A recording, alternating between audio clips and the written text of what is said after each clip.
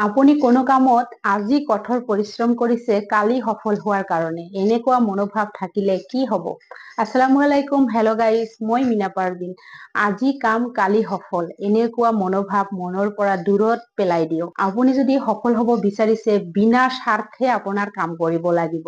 কঠোৰ পৰিশ্ৰম কৰি গৈ থাকিব লাগিব সততাক লৈ, তেতিয়াহে আপুনি সফল হ'ব পাৰিব। কিন্তু সেইটো এদিনতে সফল হ'ব নোৱাৰিব। এজন মানুহ সফল হ'বলৈ হলে বহুতো ধৰণৰ কষ্ট, দুখ, বহুতো ধৰণৰ ষ্ট্ৰাগল কৰিহে সেই মানুহজন জীৱনত সফল হ'ব পাৰে। জীৱনত সফল হ'বলৈ হলে এক নাম্বাৰ কথা মনত ৰাখিব, মহান সত্য ইচ্ছা শক্তি থাকিব লাগিব। সেই মহান শক্তি ইচ্ছা শক্তিয়ে মানুহৰ আকাংক্ষা পূৰণৰ মেইন হাতিয়াৰ।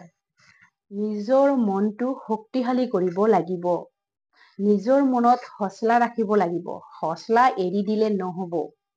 এই সমাজত কিন্তু বহুত মানুহ আছে যে আপোনাৰ ইচ্ছা শক্তি ভাঙি চুৰমাৰ কৰি দিব। নিজৰ ইচ্ছা শক্তিৰ কথা কেতিয়াও মানুহৰ আগত সমালোচনা নকৰিব। বিনা স্বাৰ্থে আপুনি এই পৃথিৱীত কিবা দি যাওক সফল হোৱাৰ কাৰণে। চাব আপুনি এদিন সেই ফল পাই যাব। আজি নাপালেও ভৱিষ্যতত পাই যাব। ইমান ফল পাই যাব যে আপুনি কেতিয়াও আশাই কৰা নাই সেই ফল পোৱাৰ বাবে। এই পৃথিৱীত বহুতো মানুহ আছে যে তেওঁলোকে অৰ্থৱান হ'ব বিচাৰে, টকা পইচা বিচাৰে, ধনী হ'ব বিচাৰে, কিন্তু সকলোৱে পাৰে জানো? নোৱাৰে।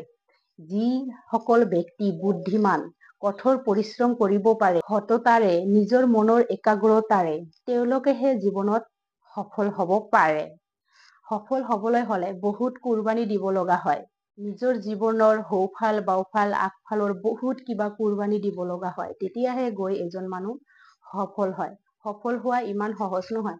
পৃথিৱীত বহুত মানুহ আছে, তেনেহলে সকলোৱে সফল হলেহেঁতেন। সেইকাৰণে আপুনি আজি কাম কৰি আছে, কৰি থাকক। কঠোৰ পৰিশ্ৰমেৰে নিজৰ সততাক লৈ, নিজৰ ইচ্ছা শক্তিক শক্তিশালী কৰি আপুনি মনত হচলা ৰাখক। ৰাখি আপুনি সেই কৰ্ম কৰি যাওক। চাব এদিন আপুনি সফল হ'ব পাৰিব। কিয় নোৱাৰিব? ওপৰৱালাই আপোনাক সকলোখিনি দিছে, ব্ৰেইন দিছে, বুদ্ধি জ্ঞান সকলোখিনি দিছে। আনে যদি পাৰিছে আপুনি কিয় নোৱাৰিব? আপুনিও পাৰিব। কৰি যাওক না। নিজৰ মনক শক্তিশালী কৰি, মনত একাগ্ৰতা ৰাখি আপুনি যি কাম কৰি আছে সেই কাম কৰি যাওক না। আপোনাৰ মনত জেদ ৰাখক। চাব আপুনি এদিন সফল হ'ব পাৰিবই। আপোনাৰ সফলতাৰ বীজ কিন্তু আপোনাৰ মনৰ ভিতৰতে আছে। আপুনি সেই সফল বিচাৰিলেই সফল হ'ব পাৰিব। আপুনি চালে আপোনাৰ জীৱনত অন্ধকাৰ আনিব পাৰিব। আপুনি চালে আপোনাৰ জীৱনত পোহৰ আনিব পাৰিব। পোহৰ বিলাব পাৰিব এই পৃথিৱীত।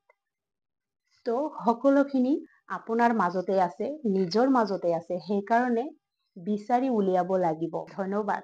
যদি মোৰ কথাবিলাক ভাল লাগে তেনেহলে লাইক, কমেণ্ট, ছাবস্ক্ৰাইব নিশ্চয় কৰিব। জয় আই অসম।